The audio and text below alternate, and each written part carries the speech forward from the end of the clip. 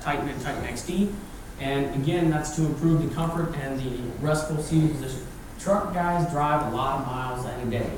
That's the way, these trucks, this isn't a city type truck. They're very big. Parking places in the city are very tight. But when they're driving on long distances on highways, they'll drive for lots and lots of miles, especially while towing. And so comfort is extremely important to this truck, and that's why we've made sure that we've done it.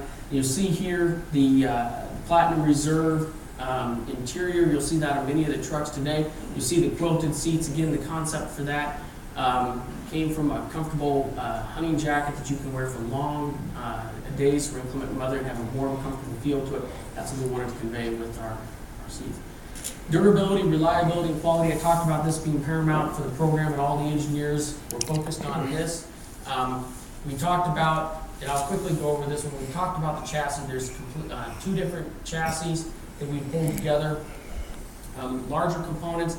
I will mention that the front end of this truck, the basics from the number one cab mount forward came from our MV2500 van.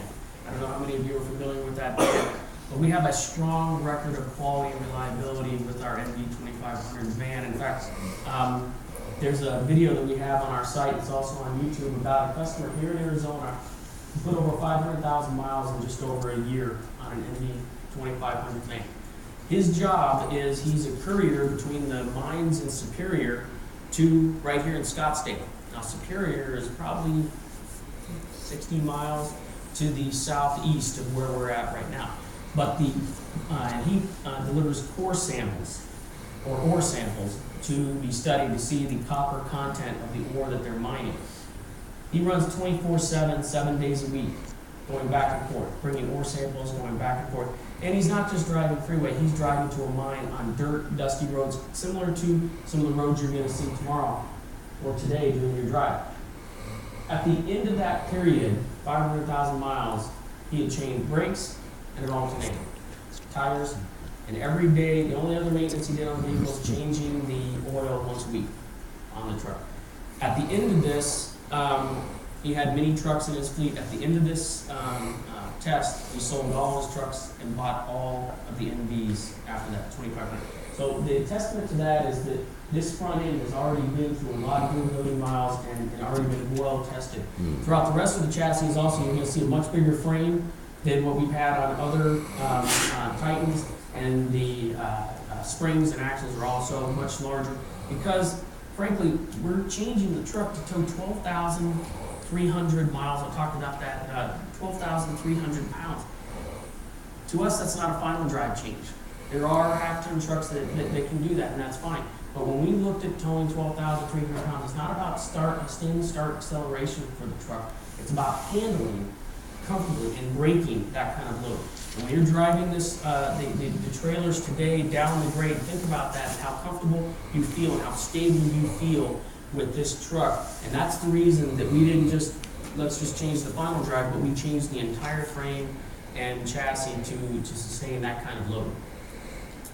High quality feel, you'll see this throughout the vehicle, attention to detail. John Saws is here from our interior, he was the lead interior designer on the truck. His attention to detail is impeccable and made sure that all the areas, the soft touch areas, the chrome use, and his material samples are state of the art. Capacities, capabilities, I already talked a little bit about this. Over 2,000 pounds of payload, 12,314 on towing. Of course, we're SAE 2807 towing. One of the people that's on the SAE team that sets up these standards, each one of the manufacturers was asked to send a representative. Brian Salazar from our chassis team is our representative. He's been on that team for about 10 years now. He was one of the lead guys on setting up this with the some of the other OEMs. And where we test, we've been testing at Davis Dam since when I was there 15 years. About 15 years ago, we started testing at Davis Dam for our trucks. And the key reason that we do this, and a lot of you would know this area by Bullhead City. If you ever look in the summertime and you want to find the hot spot in the United States, it's Bullhead City. We would hit temperatures well over 125 on a continual basis, and it was horrible. There's nothing more that I can say about 125 degrees and the wind blowing is put your head in an oven and turn your hair dryer on at the same time. It is hot and miserable. Half the time my powertrain guys are out swimming in the river when we were testing because it's just unbelievably hot. But it's a great place to test trucks because if you can run that 6% grade that goes over 12 miles long in that kind of temperature, that really tests your cooling system and the performance of your axles and engine and transmission. Ingress, egress. Again, this is a line drawing of the difference between a typical 3/4 ton truck, the Titan XD, and then our Titan light duty truck, the Titan that's going to be coming out a little bit later on. And you can see the dimensions. And one of the areas is we do increase our ride height, we do increase our overall height of the vehicle, but not as high as a 3/4 ton truck is. So again, the ingress, egress is improved to get in. But again, we do have to increase for a couple reasons. One, because we're fitting the diesel engine in here, and that has a higher deck height, so that means our hood and fenders are different between the Titan and the Titan XD, because we have to raise that to fit this engine. And then our chassis, to hold the higher payload and the higher towing, we also had to raise our chassis, and then the larger frame also required us to increase the overall height. But with that, we're still one of the top we are the top in the class for step-in height from our running boards. Now, some of the vehicles you're having today, again, these are pre-production trucks. Not all of them got the running boards. Those do come standard on the vehicles that you're driving today, but some of them don't have them on there. Some of them do. And you can see that from step-in height, we've been able to keep one of the lowest levels among those competitors. And again, with regard to cargo height, which is another key indicator, is that when those trucks get so high, it's very difficult to put your loads in. If you have to put a load in over your chest, it's very difficult to put those in. And so we also stress to try and maintain a lower position than where most of our competitors are for that loading ease. And then the running boards themselves. This is something that we discussed with Randy when we were designing these, is how can we extend these out? Because we want to make them functional not only to get in and out of the truck, but to get into the bed and to access the bed area. So from our previous gen to the new gen, we've extended those back. And then also on the behind the rear bumper, we also have a step that pops down to gain access from the back of the truck into the bed. Storage and utility. This is where we start talking about the bed differentiating itself from an SUV or another vehicle. There's some innovation that we had on the original Titan that I just want to remind everybody. It's been a lot of years since we launched that, and at the time in 2003, we were the only. These are what we called unique selling points for the vehicle at the time. First and foremost is a spray and bed liner. 2003, if you wanted a spray and bed liner, which a lot of truck guys did to protect their bed and help their resale value, you had to go down to an upfitter and have them spray it on or roll it on for you. From the factory, you could get a spray and bed liner from Nissan. It took a lot of years for any competitor to keep up with us on it. Bedside storage on the outside behind the wheel. At the time, no one else had that on their vehicles. We had the bedside storage. It was applied behind the rear wheel, and that was for things like chains, gloves, things that you wanted in the truck but you didn't want them to roll around in the bed of the truck. You didn't want them behind the seats because these were a little bit more dirty items and you wanted them stored in vehicles at all times. Utility track system. In 2003, nobody else had a utility track system. We're still that have the most linear feet of utility track, and that's because we're the only manufacturer that puts utility track in the floor of the bed. And people ask, why are you doing that? Well, we're doing that because guys who have ATVs or motorcycles, when you're hauling those on dirt and dusty roads, which is where you're taking them, those roads get very bouncy. If you don't compress the suspension on those motorcycles or ATVs, they're going to continue to bounce around. The only way to get those compressed down is to tie them down, and having a track system gives you variable options of where you want to mount those down. Bed extenders, tailgate lighting. At the time, we've applied a tailgate lighting. You can see that on all of these trucks. That's the work zone for the truck. The guy who's going bass fishing at 4 o'clock in the morning, it's not light. And people were putting headlamps on their heads. So our innovation was, instead of having to buy a headlamp, you've already bought the truck. Let's just illuminate that area. And then damp tailgate.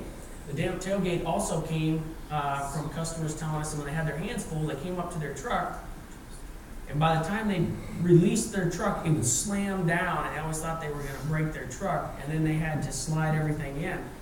And so we thought about that, and at the time we were thinking, well, we could use it on a fob and have a power drop like we do on our Armada to have a power door, but frankly, if your hands are full, you can't get your fob out of your pocket. So what we decided on was to go with a damp tailgate, and with 2 fingers you can just release the handle. It comes down nice and easy. You can slide your objects in, and then it has it's damped also going up, meaning that it's an easy up. Couple other areas that we had for innovations at the time was we put a power supply, a DC power supply, in the bed of the truck in the rear, and that was used for people that had coolers that they wanted to run in the back. And also here in Arizona, I knew a lot of guys that had dog boxes in the back, and they had little fans on the top of the dog box, and they could run those from the back. It's very hot here. They run their dogs up to the mountains, but to get there, they have to go through a lot of heat, so that gave them a power source in the back to be able to do that. Also, the channel system on the floor gave them, I'll talk a little bit about the channel system. The channel system itself is not a USP, or a unique selling point. The channel system is like a blank canvas to a truck guy. You never know what he's going to put in his bed, but that gives him an opportunity to build things or tie things down wherever he wants it. One of the innovations that I like to see was those same guys with dog boxes. They were tying those down and putting rollers on them so they could tie them down to store the dog box at the front of the bed, and then they could roll it down the channels to the bed of the truck to release their dogs to get out, and they would go run them up into the mountains. And so, and I took that idea too, and I did that with my dog boxes also.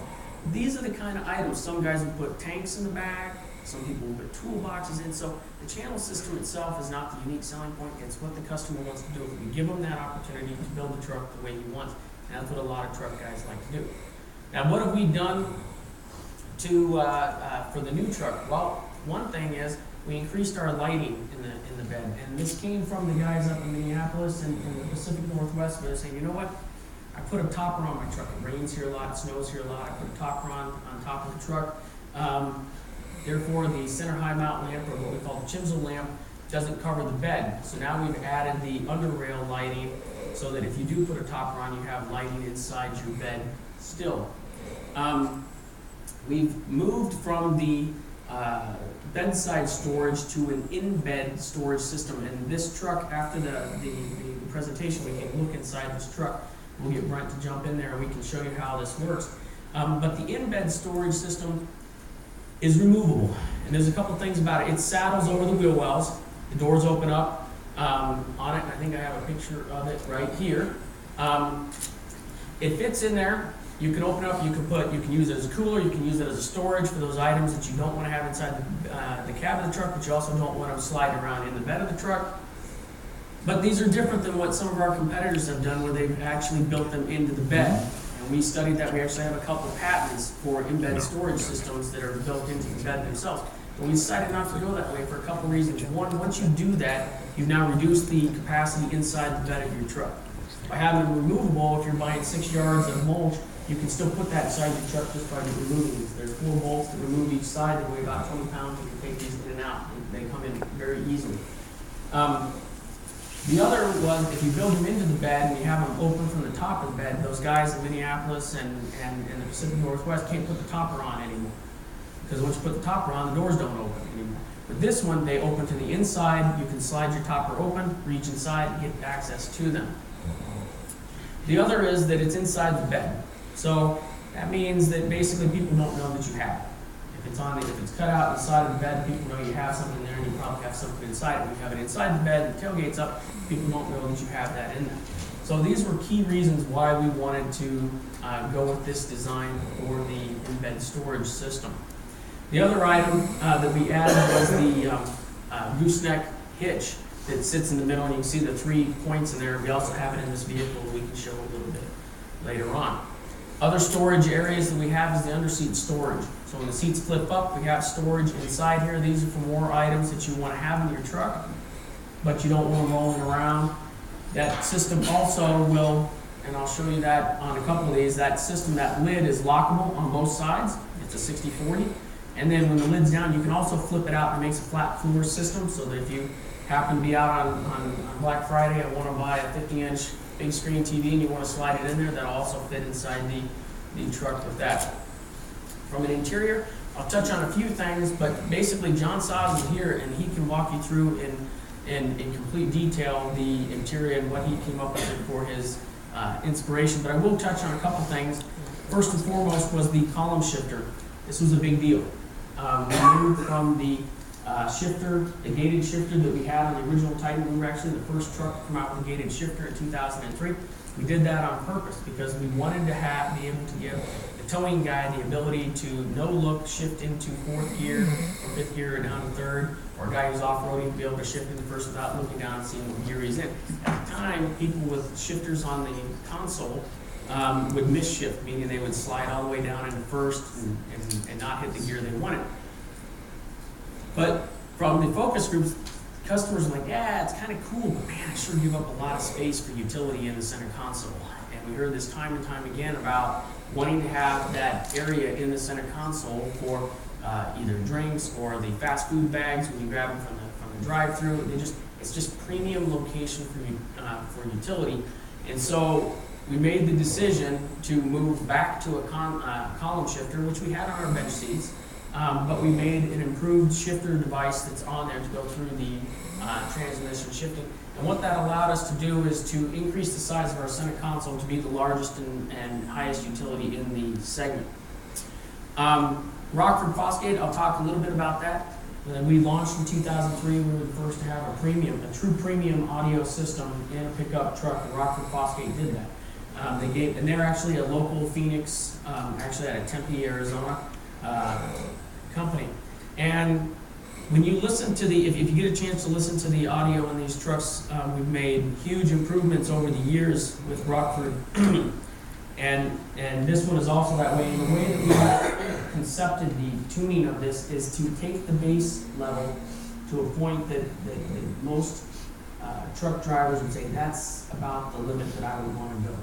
And because you can slide down and you can slide up. And the reason we did that is when we hit the focus groups, and we actually did drive-alongs with customers at each one of these locations, one of the things I would always check is how people set up their audio tuning in their trucks. And almost every customer, when you hit their tuning on their audio system, you'll see the bass up 3 over the midpoint. And they'll see the treble up 2 up from the midpoint.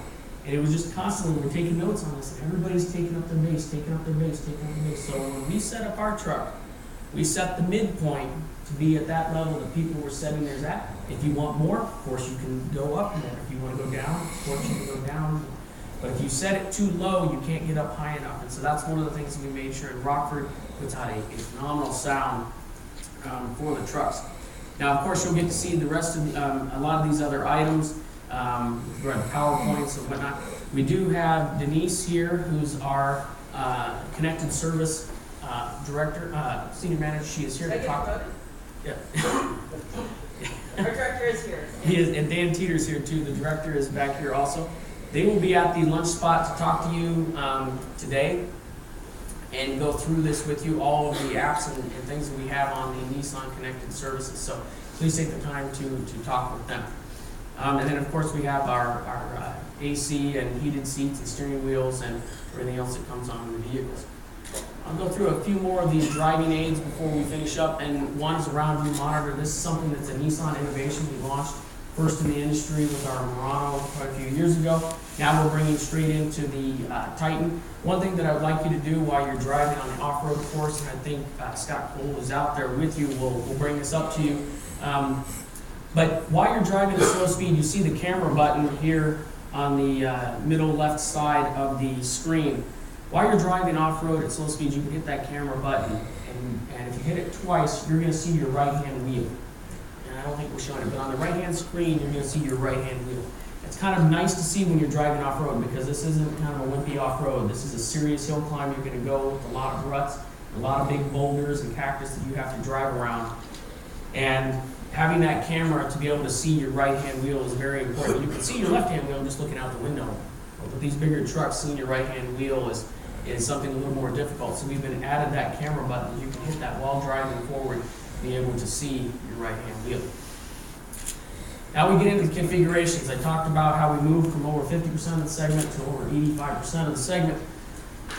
Here's the basic lineup. There's not a test on this, but I will tell you we've added a single cab 8-foot bed with in the Titan and the Titan XD. You can get that with a V6 engine, V8 engine, or a diesel engine. King cabs come with V6, V8, or a diesel engine. And then we have our crew cabs